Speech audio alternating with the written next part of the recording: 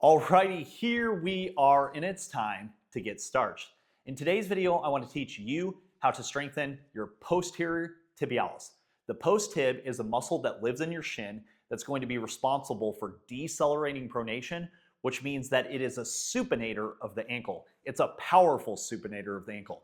Now, a lot of people have a weak posterior tibialis because they struggle to get good, clean pronation.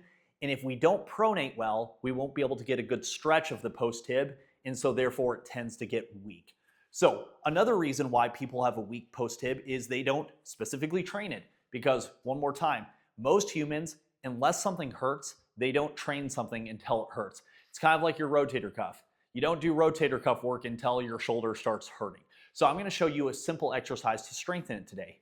Now, if you Google, how do I strengthen my posterior tibialis, you're going to find 1,000,001 videos with this thing. This is called a TheraBand, and what you're going to see is people are going to loop this around, they're going to attach it, and then they're going to flip and flop their ankle.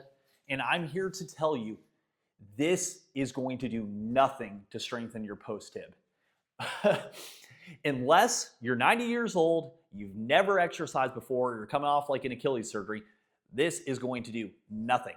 It's not enough load, it's not enough force. Sure, the post tib doesn't deal with as much force as the soleus when we run, but it is going to be an important muscle. And a lot of people, like I said, don't specifically train it, or if they have bad pronation of the foot, it's not going to get loaded. So throw away the TheraBand, and then what I want you to do is you're going to grab a kettlebell, and then you're going to grab a strap. Make sure it's comfortable enough, and then we're going to set up in what looks like a bit of a figure four or butterfly. So I'm going to take this, I'm going to anchor my leg onto the bench, and then I'm going to actively supinate my foot, and then I'm going to hang this and perform an isometric off the big toe. So you want to make sure that this is not hanging off the middle of your foot, and you don't want it to hang off the toe, the inside edge of the big toe. So ready? I'm going to take my hand, I'm going to curl this up, and then I want the resistance right at the big toe.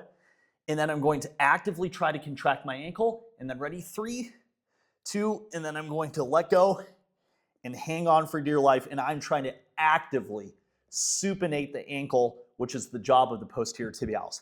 Now, this is not going to burn, it's not going to cramp, it's just going to feel like that kettlebell is trying to rip your foot to the ground. You can see that kettlebell is trying to pronate or evert my ankle, and the posterior tib has to resist that. So you need to pick a weight that's heavy and challenging. You should be close to failure about 30 seconds. You can do this with a kettlebell, you can do this with a cable, and I think you guys will really like it. And that's how we get starched.